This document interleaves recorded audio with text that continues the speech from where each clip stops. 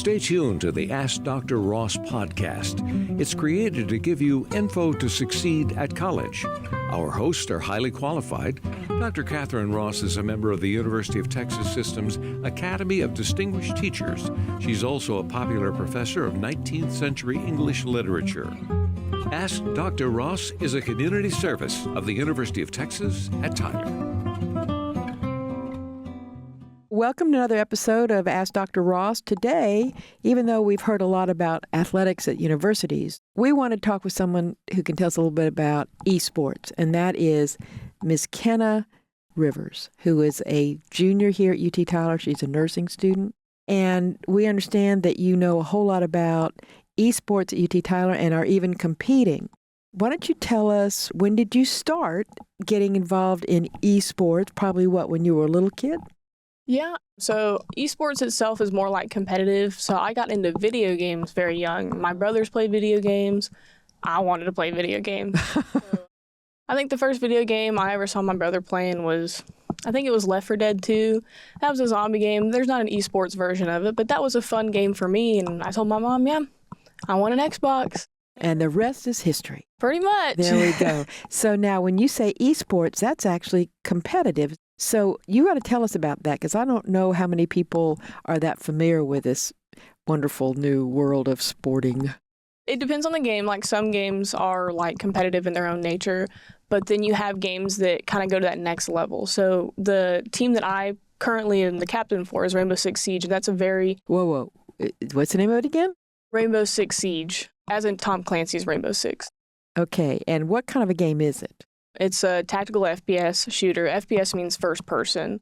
It's really big on like, how are you going to go about this round? How are you going to attack this round or defend it? Is it strategies then? Very, very strat. The match will start, and you'll start with banning an operator. So each side gets to pick an operator they can ban. And they're adding new operators every year, but each operator has their own unique abilities that they can bring to that match. So on defense, there's characters. One goes by the name of Bandit. He's a year one operator, I believe.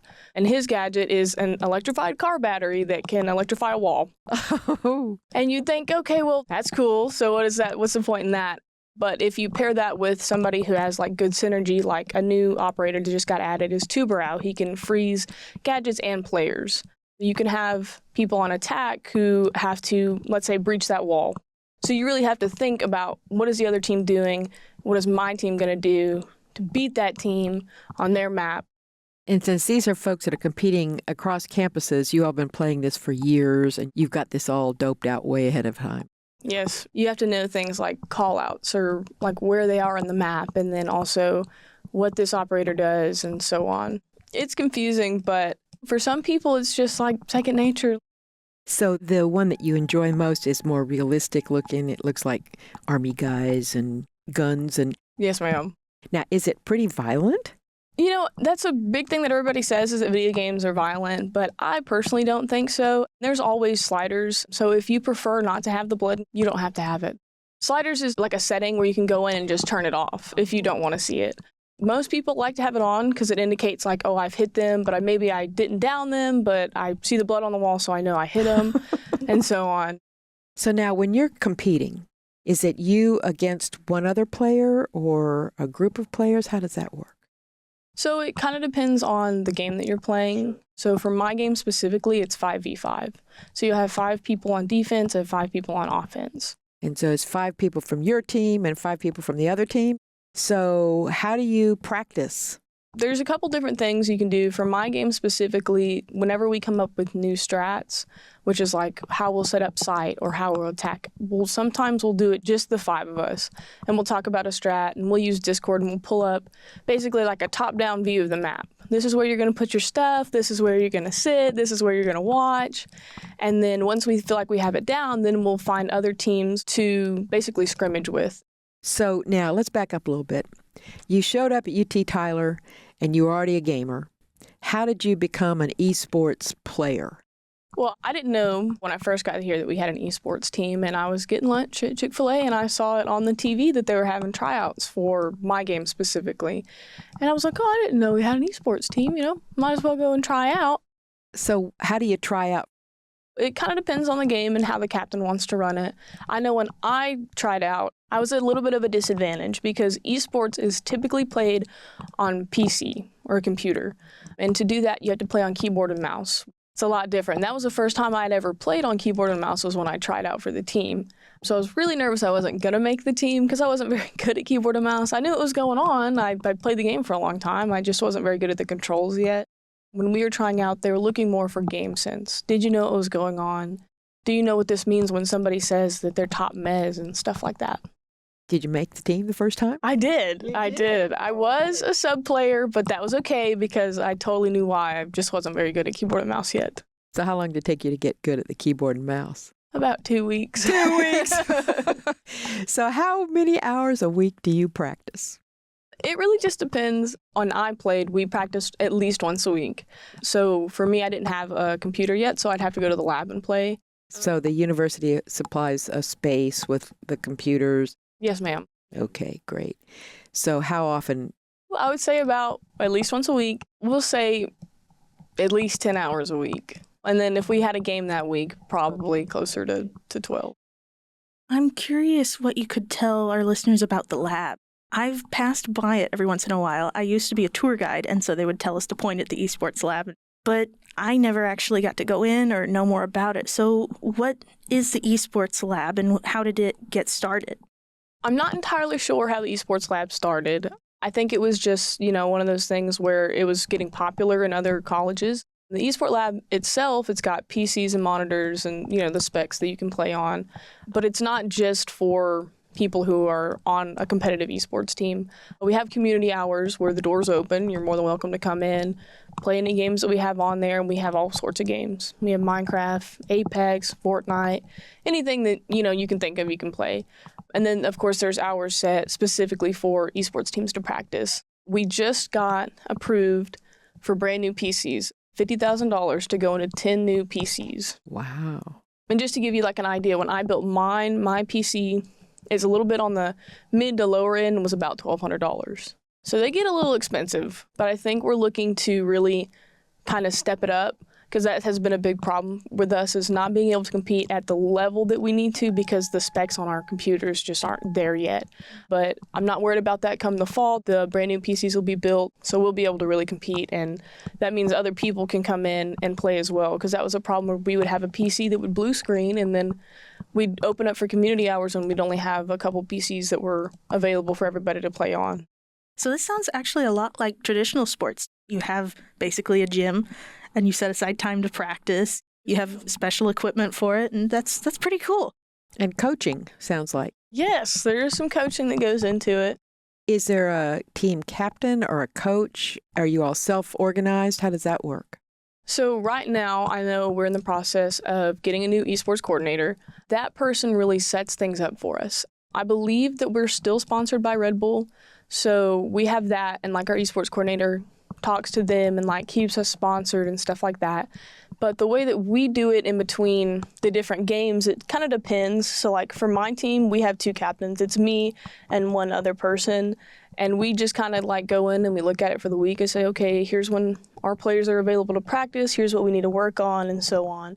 Because we have community leaders where they set up community events for us to go to. Here recently, we just did a kickball tournament. And so it was everybody in esports that wanted to play, and then it was open for everybody else in the college. And that was a way for esports to kind of mingle with other students who maybe didn't know we had an esports team. And so that was on campus, but now do you do community events off our campus for folks from the high schools or the local community colleges? I don't believe we have yet, but we're really looking towards it. I believe they did this one time, I think it was before I started going to college here. They set up a big PC gaming tournament in the recreational gym. And they set out a tarp, set up a bunch of PCs, and anybody could come. High schools, colleges. I mean, there's pictures of it. It looked pretty fun, but I wasn't here at the time. I was still in high school. So now tell us a little bit about intercollegiate competition, because I think you said you have played with people from James Madison University on the East Coast and Stephen F. Austin, which is down in Nacogdoches, Texas. Is that correct? Yes, ma'am. So the league that we play in currently is called PlayFi. They set it up for us, but we're able to enter in, and you have to pay to enter your team in. But then you're put into brackets, and it's kind of like a regular sports team. You play one team, and if you beat that team, you move on to the next, and so on. We were in a double round robin this last semester because I think there was only 5 or 6 teams. So we played every team twice in our bracket. Are these brackets, are they like ranked the way we have D1, D2, D3 for sports? You know, D1 being the hardest, the most competitive, and they get scholarships and all that sort of stuff? So each game that's competitive usually has their own ranking system. So our ranking system for Siege is based off of tiers, and our tiers go bronze, copper, silver, gold, platinum, emerald, and then diamond. Diamond is considered your top players, and then your top is called champ, and they're ranked globally. Globally? Well, I understand that they play all around the world. China, Korea, Russia, the UK. Yes, ma'am. So you have Esports, which is like your collegiate teams, and then you have, for us, it's called Pro League, and those are the pros. And so they have sponsors like Red Bull and Nike. The look on your face is saying this is serious. Yes, they get some pretty good sponsorships. And, you know, the way that I think it's different, because like on football, you'll have like when you have your commercials, here's your sponsors for that. For us, whenever they're streaming the games, which is they usually stream on Twitch, you'll have at least 1 or 2 sponsorships up there at least the whole time. And then like if you're sponsored, you know, you'll get the names on the jerseys and stuff like that. Well, see, that was the other thing I wanted to ask you about is how do your fans get to see this? So we stream on Twitch, and then we're going to be a little more proactive about it this upcoming semester about letting people know when we're going to have games and stuff. So when I'm playing the game, I can only see my perspective as long as I'm alive. For me specifically, I can get on cams or any gadgets that we have that might give intel. And so that's my point of view. But from a viewer's point of view, we usually have a caster who is in the casting spot, who's able to click on each different character and see what's going on throughout the game. They can also see from a top-down perspective, or they can free roam with a free camera to try to see what's going on. So as long as you have a good caster who's also explaining what's going on while they're telling the viewer who's watching, it's pretty interesting. And it keeps you entertained because they can switch from not only our perspective, but the enemy team's perspective. So it gives you a unique look into what's going on. So they can see all 5 teammates playing against the other 5 all at one time? Yes, ma'am. Wow, that's complicated stuff. It gets a little confusing, but as long as you have a caster that was at least into it, you know, somebody gets a kill and they're like, yay, they got a kill, then you're pretty entertained because you're always like, there's so much going on, you know, how am I supposed to keep up? But it's entertaining, and I think for me watching it, it's like, yeah, I don't want to put the phone down. I want to keep watching. Can you really see that much on an iPhone? I think it's better like on a TV, but like if I'm on the go or if I just want to check in on the score to see who's winning, they'll usually have the scoreboard put up and like what ops people are playing, who's currently on the roster, who's currently playing, who's subbed, stuff like that. Now, Kenna, what do you enjoy about it? What is the experience of this esport? I just love being able to play with my friends. It's a hard game. It's a very hard learning curve. I enjoy teaching players how to play the game, especially if they've never played it before. For me, it's really just getting to have the experience to play with my friends. Because I feel like you don't get that a lot. And then I don't want to say the stakes aren't as high as if you're playing soccer. I played soccer in high school. And it's like if you were to lose a game of soccer, everybody's sad. And it's the same way with esports. But at least then I can specifically go in with esports and see what went wrong in that game. Because you can watch film in soccer, but I can see each player's perspective specifically and see what they were doing wrong. So you can help each other be better. Tell me about esportsmanship. Esportsmanship. It really depends on the game that you're playing. My game, it's a little more on the toxic side. Unfortunately, that's just how the game was built. It's very old. A lot of different people play it, but I will say when it comes to more competitive play, it's more sportsman-like. You know, a little teasing here and there is very common, but I know on some games like Valorant, they're pretty sportsman-like all around. I was reading about issues with the sports. They've even talked about the 2027 Olympics having some esports events, and the Olympic Games International Commission, I guess, is very concerned about things like sportsmanship. I read something about how sometimes the stress of the competitiveness can get to students? Or you're saying it's more fun? For us, I especially like to keep it very lively and very fun for my team. Losing in any game is never fun, whether it's soccer or a video game. But for me, it's never, let me harp on one player who did something wrong. It's what can we do better moving on to this next round. Or that round's over, let's worry about the next one. Because for me, the biggest thing I always say is if you ruin morale, the game is already over. Oh, good attitude. I like that. Now, how long does do you call it, is it a game, a match? So for our game, we do best of 3 maps. One map usually consists, I believe with our rules, it's 1st to 7. So that's 7 rounds in one map. And it can go where one team gets a point and the other one gets a point and it goes to overtime match point. I think one game that goes all the way to overtime match point can be just about an hour. I want to say that's the longest it can go. But then you do 2 more games. Mm-hmm. If, let's say, that you win the first one, lose the next one, then you have the tiebreaker.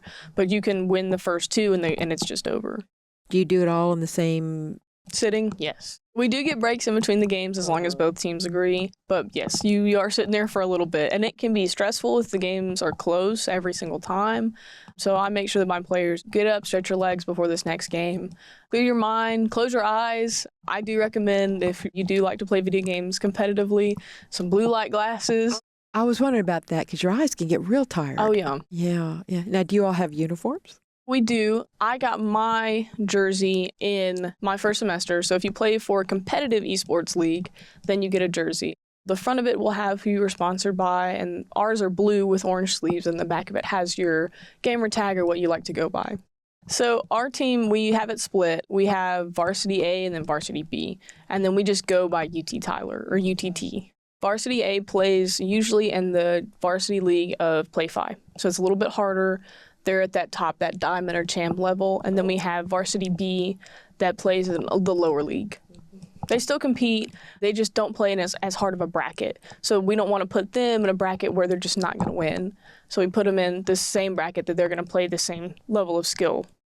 Now, is there a esports season or do you play all year? How does that work? There is a season for the league that we play in. They do a fall and spring season. So you'll pay to play both seasons at the beginning of fall. You pay to play? I believe the school pays them, I think it's $1,000 for the fall and spring semester. I could be wrong. I'm not sure. The players themselves don't have to pay. We didn't have to pay for our jerseys or anything like that. But you also are playing for a prize pool. So if we were to win, we would win the money that was associated with every team that put their money in. So I think the prize pool for this last season, this spring season, was $2,600. And what does that do? Go back to the university then to support the next year's games? So for our winnings, it depends. It usually just gets dispersed back to the players. To the players? Whoa, that's interesting. I know, it's pretty good incentive. Yeah. You know, a lot of times we talk about what sports do for us, physical sports. They make us healthy for the rest of our lives. They teach team sports. And, you know, one of the things that we're told by businesses right now is that students need to learn how to work on teams because that's one of the biggest necessities in the professional world. It sounds like it would work the same way for you all, that would be another benefit of this esports.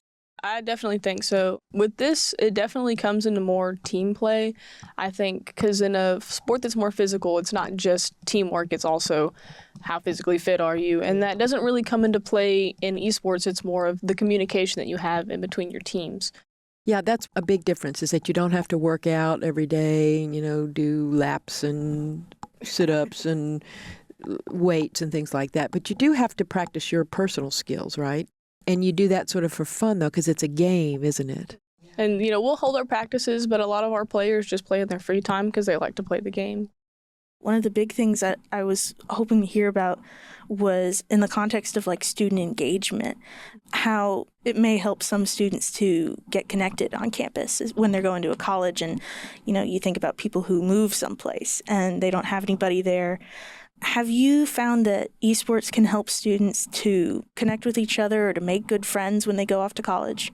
Absolutely. You know, for some people, it's just their thing. You know, like some people, you know, they want to go to college to play soccer. And for other people, they're going to college for education and they feel alone because they are either hundreds of miles away or, you know, they have no friends. They just started. I think esports is definitely the place to meet new friends and to make new connections. And like I said earlier, like we don't just play video games. So it's not like you join the esports and now that's just your little circle. Of course it can be if that's what you want it to be. But we also like to reach out to other student organizations or other students and just let them have those connections to other people. The ability to meet other people and really just get them comfortable with the college life. Because I know when I first came here, I didn't know anybody and I spent all the time in my dorm. So I think we're striving towards making student engagement like our number one priority. We're hoping that by having the open hours or just being able to meet other players that they're able to kind of take them away from playing by themselves. One of my biggest concerns about college is that it is easy to get isolated, especially with the way we use media today. And so it's a really wonderful opportunity for you to develop some leadership skills and widen the community. You know, one of the questions I wanted to ask you is, what do you want folks to know about esports? Because I know there's some stereotypes and some things that I'll bet you'd like to correct about that. And so I want to invite you to do that. You know, I would just say it's not just sitting in front of the screen all day and playing video games. It's making those friendships, it's meeting those new people, and especially in a college setting, it is that branching out. Let's not stay isolated. Let's meet these new people. And then once you've made those connections, it doesn't just have to be esports either. You know, oh, we're friends now. Let's go out to go get something to eat, or let's go watch a movie together. And as a captain, I like to do that with my team. Let's go all get some food or something. Let's take a step away from, you know, just being on the screen and let's go do something else. Big thing with esports is they're like, well, you're just playing video games all day. It's just not the case. Because it sounds to me, when you describe what you have to do to plan these games, I mean, there's some real thinking going on, right? Without giving away too many of your game strategies that help you to be winning, what are some of the skills that you think of helping your teammates to develop? I think skills that can be applied in both video games and just real life. Very big one with a lot of video games that are either it's controller, keyboard, and mouse is hand-eye coordination. You got to know what you're doing, you know, and it comes with the mechanics of the game. So for me as a nurse, like hand-eye coordination, that's a big thing. If I'm putting in an IV, Foley, anything like that, I need to be able to have that. And I feel like esports is giving that to me better than, you know, if I just didn't play video games at all. There's problem solving, there's flexibility, being able to adapt. I mean, there's just a ton of things that esports can give you skills-wise that could be in real life too. I mean, it's pretty endless. Well, we really appreciate your coming out this afternoon to talk to us about this, and we're looking forward to sharing what you've told us about it. It's lovely to have talked with you. I appreciate you guys for having me out, and, you know, I can send you guys some stuff from our practices if you want to see. You bet, you bet. Well, Ashley, I guess, is that a wrap? That's a wrap, yeah. And if anybody listening has any questions about esports or a question that maybe we could refer to Kenna for, you can leave a comment or send us an email at adrquestions@gmail.com. See you next week.